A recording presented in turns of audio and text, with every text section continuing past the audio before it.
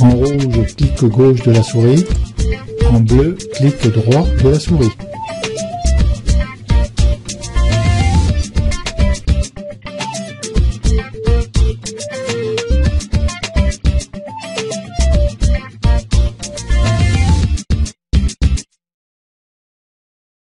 Nous allons voir maintenant l'interface de Lightroom pour toute version, parce que cette interface n'a pas changé entre les versions. Bon, à part les nouveaux menus qui sont venus se mettre en haut pour les versions CC, mais sinon l'interface par elle-même du logiciel n'a pas changé.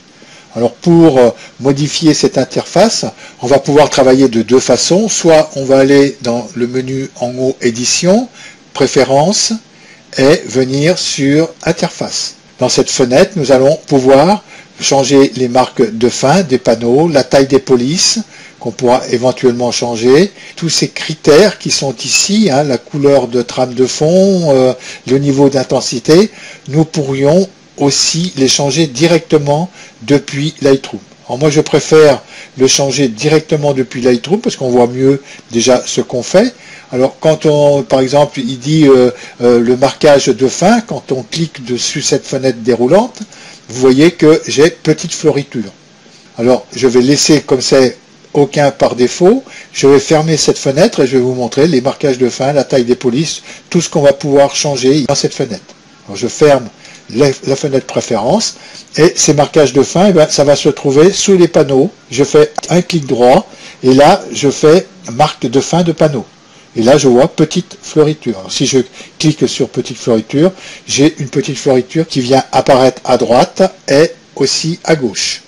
Je vais enlever cette petite floriture. Je ne peux pas dire que moi, je trouve ça très joli. Aucun. Alors, dans Lightroom 3 et Lightroom 4, vous avez plusieurs floritures. Il y a différents modèles. Maintenant, dans Lightroom CC, ils en ont laissé plus que... Dans cette interface aussi, bon, on va pouvoir, comme on avait vu, baisser des panneaux. Quand je clique sur celui-ci, je baisse le panneau du haut, je clique en bas, je baisse le panneau du bas, je clique à gauche, je ferme le panneau de gauche, et là je ferme le panneau de droite. Comme ceci, j'ai la possibilité de travailler sur la totalité de mon écran. Je vais rouvrir ces panneaux. Voilà. Et celui du bas aussi. Nous pourrions éventuellement, quand on est dans le panneau du haut, faire un clic droit. Et si on ne se sert pas de tous les modules qu'il y a ici, par exemple si je ne me servirais pas du module web, je peux le désactiver. Donc je n'ai plus le module web. Nous pourrions exactement faire la même chose sur les panneaux de droite.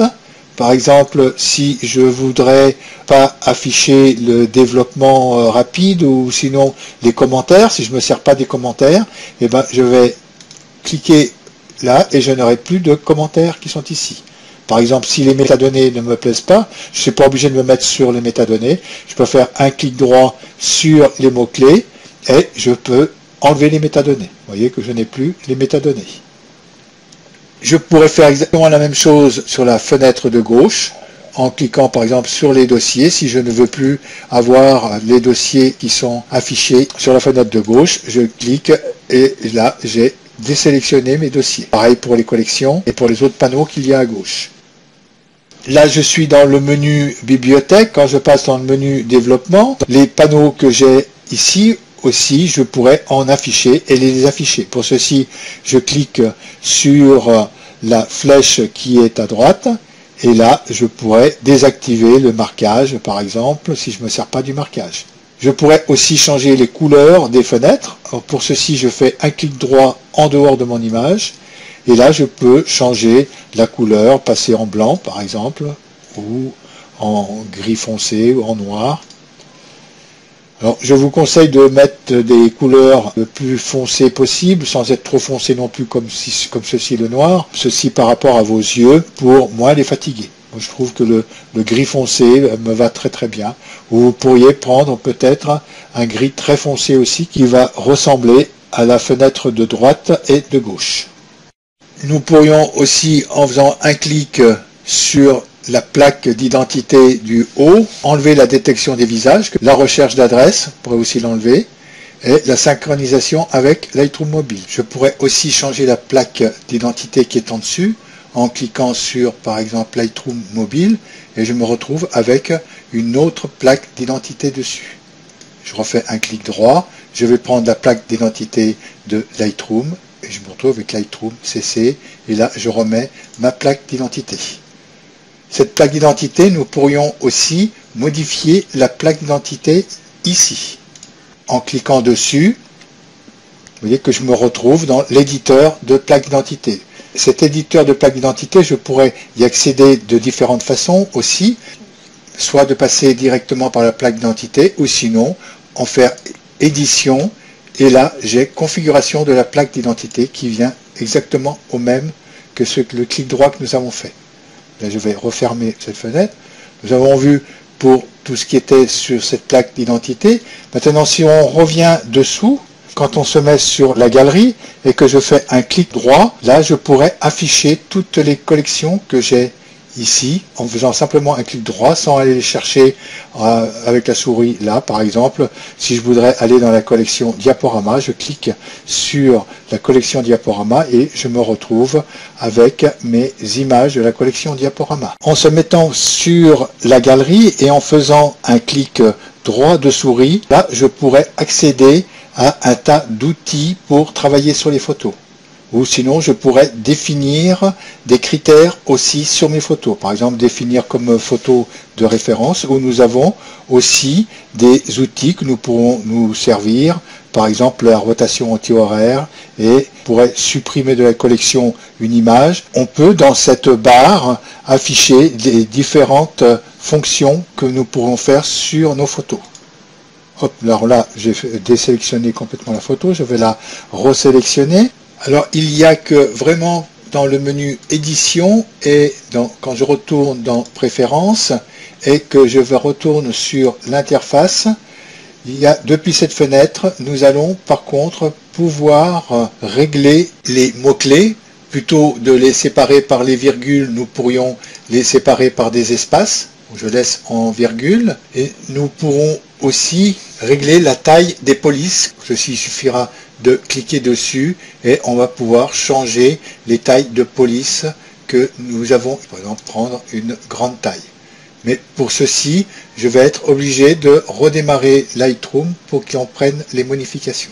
Alors maintenant que j'ai enlevé les dossiers, si je veux par exemple les rajouter, il suffit que je fasse un clic droit et je peux rajouter mon dossier en cliquant dessus. Pareil pour les outils que j'ai enlevés dans la fenêtre de droite, je peux remettre les métadonnées et je peux remettre les commentaires.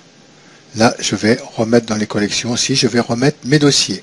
Alors, vous pouvez faire comme ceci ou sinon vous pouvez passer par fenêtre. Alors, dans fenêtre, nous avons le panneau. Dans le panneau, eh ben, je vais pouvoir recocher ici mes dossiers si je ne les avais pas décochés. Donc là, ils sont de nouveau cochés. Je retourne dans Fenêtre, Panneau, et j'ai mes photos de cocher. J'ai aussi les services de publication. Vous voyez que je pourrais cocher et décocher des fonctions de Lightroom dans les fenêtres. Je pourrais aussi agir sur le mode d'affichage, sur l'éclairage de fond. Si je veux un éclairage réduit, je clique sur l'éclairage réduit. Et vous voyez que j'ai que ma photo qui ressort sur l'écran pour mieux travailler avec. Je vais retourner sur Fenêtre et éclairage de fond et je vais faire un éclairage normal. Toujours dans ce panneau Fenêtre, je pourrais afficher éventuellement un affichage secondaire, c'est-à-dire que si vous travaillez avec deux écrans, et en dessous, vous avez tous les modules que nous avons ici. Alors là, je vais par exemple décocher le service web, je pourrais le recocher ici et mon web est revenu et avec la galerie web qu'on avait fait ensemble. Je vais retourner dans le module développement et toujours dans cette fenêtre, nous avons un diaporama impromptu. Alors, je vais choisir une collection que j'ai. Par exemple, je vais prendre détection des visages. Et dans la détection des visages, je vais dans Fenêtre et je vais pouvoir lancer un diaporama impromptu.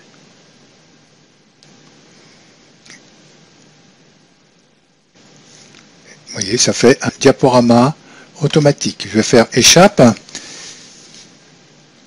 et je vais retourner dans mon diaporama. Et sur ce diaporama, je vais lancer aussi dans la module fenêtre un diaporama impromptu. Et là, je vois que je n'ai aucune image. Alors, je ne sais pas si c'est un bug de Lightroom ou si c'est le fait que, comme on a fait un diaporama, je vais faire échappe, là, plutôt de laisser une fenêtre noire, comme on a fait un diaporama avec ces photos, si Lightroom ne le prend pas en compte. Nous avons vu dans ce menu édition les préférences, nous avons maintenant les paramètres du catalogue. Alors, dans ce paramètre du catalogue, nous verrons ça au prochain tutoriel parce que nous traiterons dans ces paramètres de catalogue les sauvegardes avec ces paramètres. Nous avons aussi modifié le filigrane. Nous avions fait un filigrane dans les tutoriels. Si on clique dessus, vous voyez que nous avions laissé coupering. On pourrait éventuellement modifier le filigrane directement ici. Je vais fermer cette fenêtre. Nous avons fait le tour de tout ce qui était de l'interface de Lightroom et nous allons voir dans le prochain tutoriel comment sauvegarder tous les paramètres que nous venons de faire et aussi sauvegarder vos photos.